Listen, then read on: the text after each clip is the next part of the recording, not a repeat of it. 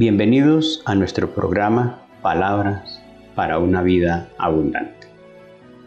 Voy a leerles en la carta de Santiago, capítulo 4, versos 13 al 17. Dice así: Vamos ahora, los que decís, hoy y mañana iremos a tal ciudad, y estaremos allá un año, y traficaremos, y ganaremos. Cuando no sabéis qué será mañana, porque ¿qué es vuestra vida? Ciertamente es neblina que se aparece por un poco de tiempo, y luego se desvanece. En lugar de lo cual deberíais decir, si el Señor quiere, viviremos, y haremos esto o aquello. Pero ahora os jactáis en vuestras soberbias. Toda jactancia semejante es mala. Y al que sabe hacer lo bueno y no lo hace, le es pecado. Partiendo de este texto, voy a hablarles de la verdadera fortaleza de los creyentes. Y vamos a ver que hacer conciencia de nuestra fragilidad es aceptar que la única fortaleza verdadera que nos queda a los creyentes es la absoluta dependencia de nuestro Dios. La poca conciencia de fragilidad es algo de creyentes con poca devoción. Es común que las personas no creyentes se muevan por el mundo en la total inconsciencia de su fragilidad. Pero no es normal que quienes nos preciamos de ser creyentes perdamos eso que nos resulta indispensable para que podamos funcionar con el sentido de responsabilidad que nos exige la vida. Es precisamente eso, el llamado de atención que hace la carta de Santiago, mostrando que cuando se habla sin esa conciencia, terminamos actuando de una manera arrogante, jactanciosa, poco cristiana, porque al final eso puede convertirnos en personas irresponsables en el manejo de lo que Dios nos ha entregado con nuestra vida. Fíjese que en el texto el llamado de atención es claro y se usa pues lo que usualmente puede hacer alguien que no cree en Dios o alguien que no es consciente de esa limitación de fragilidad. Vamos ahora, los que decís, hoy y mañana iremos a tal ciudad y estaremos allá un año y traficaremos y ganaremos. No hay ninguna conciencia de que aunque nosotros hagamos esos planes, es posible que eso no se pueda dar. Y por eso en el verso 14, Él llama la atención. Cuando no sabéis lo que será mañana, porque ¿qué es vuestra vida? Ciertamente es neblina que se aparece por un poco de tiempo y luego se desvanece. Es un llamado a desarrollar conciencia de lo frágiles que somos y de lo absolutamente dependientes que somos de Dios. Y eso, cuando avancemos un poco más, vamos a confirmar que eso tiene mucho que ver con la pobreza devocional de una persona que en cualquier momento puede definirse como creyente. Otro texto como el del Salmo 73.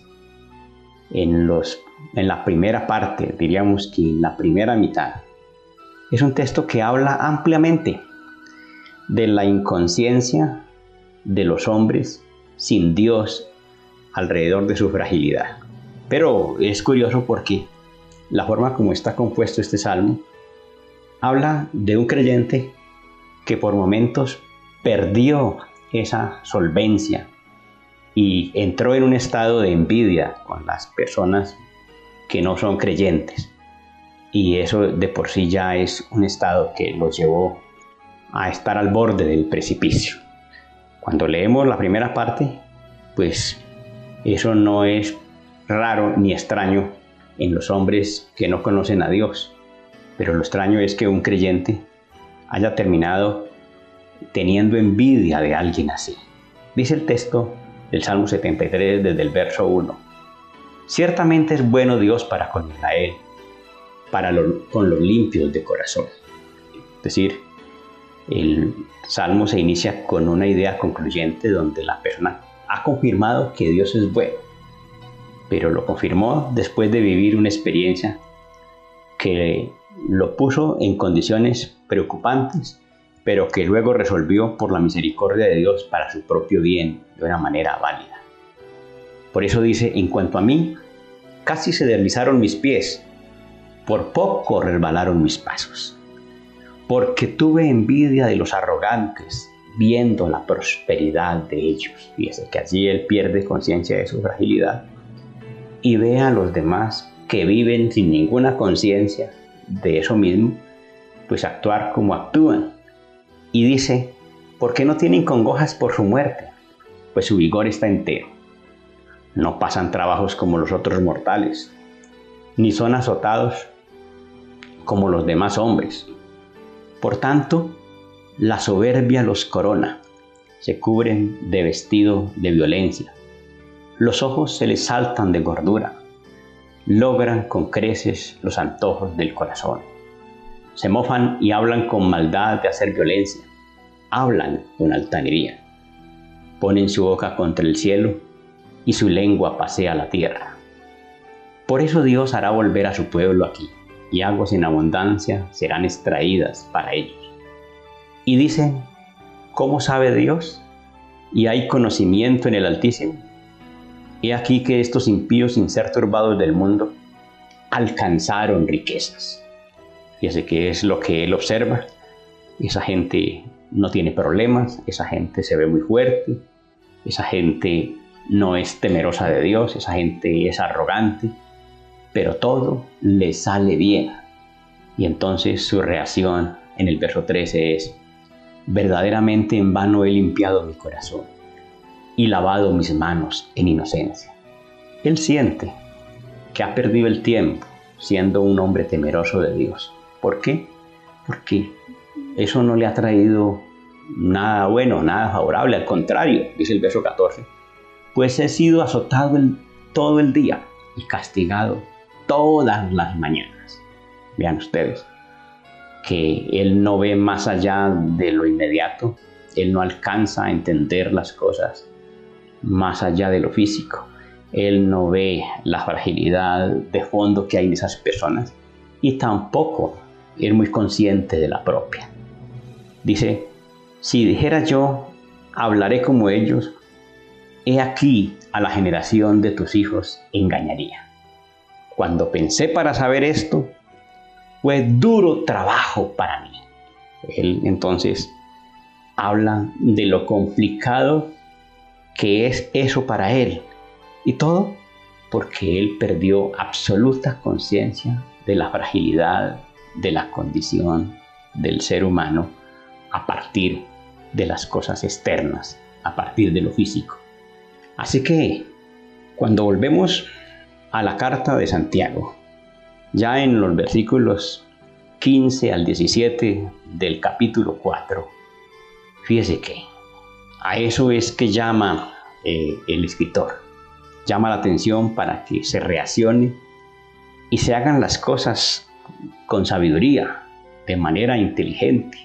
Él dice, en lugar de lo cual deberíais decir, si el Señor quiere, viviremos y haremos esto o aquello. Esa costumbre nuestra de decir si Dios quiere es una expresión que evoca la prudencia, que evoca conciencia, o que nosotros podamos decir si el Señor nos da licencia, si el Señor nos tiene con vida, si el Señor no ha venido, bueno, si el Señor no dispone otra cosa.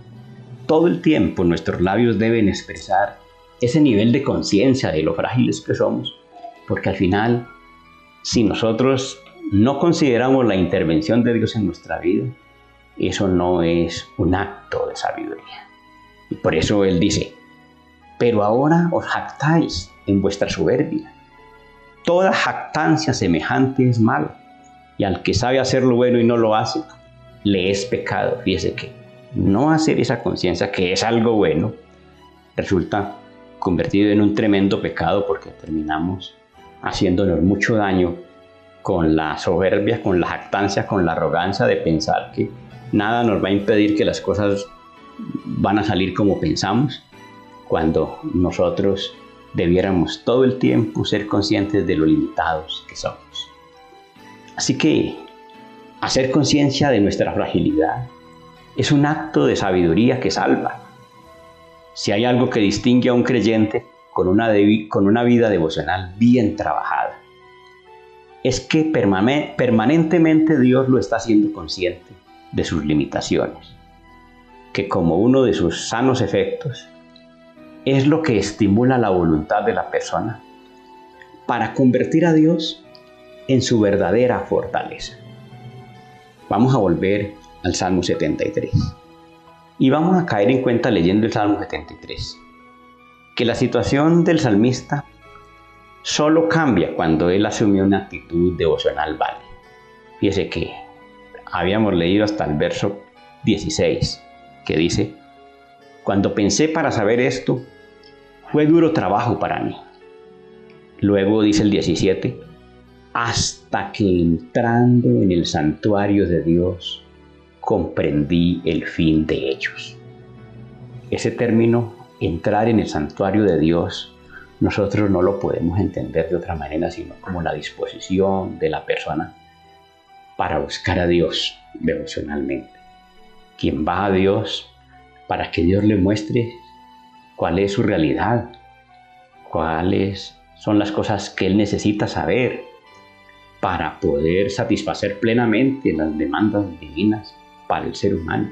Y claro, cuando el hombre llega a la presencia de Dios, lo primero que hace Dios es hacerlo consciente de su fragilidad y al mismo tiempo termina comprendiendo entonces que así como la condición física de él lo hace frágil, lo mismo sucede con esas personas arrogantes que por no tener temor de Dios difícilmente van a ver las cosas como él las comienza a ver en ese momento. Y allí todo cambia. Miren, dice el verso 18: ciertamente los has puesto en deslizaderos, y en asolamientos los harás caer. Como han sido asolados de repente, perecieron, se consumieron de terrores. Como sueño del que despierta, así, Señor, cuando despiertares, menospreciarás su apariencia. Se llenó de amargura de mi alma, y en mi corazón sentía punzadas. Tan torpe era yo que no entendía. Era como una bestia delante de ti. Fíjese que él va a la presencia de Dios, se le abren los ojos, se hace consciente de que esa arrogancia y esa fortaleza de los hombres sin temor de Dios no es una postura sabia, porque nada va a impedir que en cualquier momento eso desaparezca y toda esa fortaleza se venga abajo. Y cuando él se hace consciente de lo necio que fue, entonces dice: me llené de amargura, sentía punzadas, era tan torpe que no entendía, era como una bestia, se recrimina él mismo. Pero fíjense que al final eso fue su salvación. ¿Por qué? En el versículo 23 dice: con todo, yo siempre estuve contigo, me tomaste de la mano derecha, me has guiado según tu consejo, y después me recibirás en gloria. ¿A quién tengo yo en los cielos sino a ti? Y fuera de ti, nada deseo en la tierra.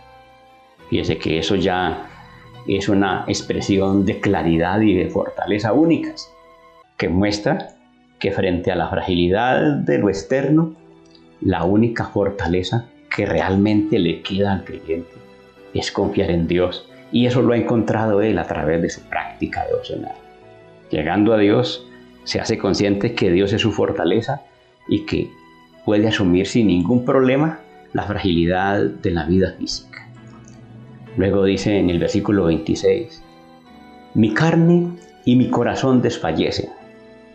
Pues así pueden ser las condiciones externas, mas la roca de mi corazón y mi porción es Dios para siempre. Fíjense, hay una conciencia de la trascendencia de lo de Dios. Y luego vuelve a hablar de los que no tienen esa conciencia. Porque he aquí los que se alejan de ti perecerán. Tú destruirás a todo aquel que de ti se aparta. Pero en cuanto a mí, el acercarme a Dios es el bien. He puesto en Jehová el Señor mi esperanza, para contar tus obras. Gloria a Dios. Fíjese cómo le cambia la vida a la persona cuando a través de su vida devocional tiene ese encuentro con Dios y Dios se convierte en su fortaleza frente a ese hecho de saber que sin Dios no somos nada. Cuando Él aparece, todo cambia. Por eso, cuando leemos también en el libro de los Salmos, en el capítulo 39, nos encontramos con algo también muy especial, porque ya está mostrando que el escritor de este salmo tiene una orientación muy clara acerca de cómo funciona su devoción. Dice el Salmo 39, versículos 4 en adelante. Vamos a leer hasta el 7. Dice: hazme saber, Jehová, mi fin, y cuánta sea la medida de mis días. Sepa yo cuán frágil soy. Eso, enfrentarse a eso es un acto de sabiduría. Y tratar de no ser consciente de eso, optando por los atajos, es un acto de necedad. El mundo pregona por lo contrario, mientras los creyentes entendemos que entre más conscientes seamos, más oportunidad tenemos de fortalecernos en Dios. Y dice el salmista: he aquí diste a mis días término corto, y mi edad es como nada delante de ti. Una cosa obvia, ¿no? Cuando uno se enfrenta a Dios, pues se ve infinitamente pequeño frente a la inmensa grandeza de nuestro Dios. Ciertamente es completa vanidad todo hombre que vive. Ciertamente como una sombra es el hombre. Ciertamente en vano se afana, amontona riquezas y no sabe quién las recogerá. Ahora, Señor, ¿qué esperaré? Mi esperanza está en ti. Gloria a Dios.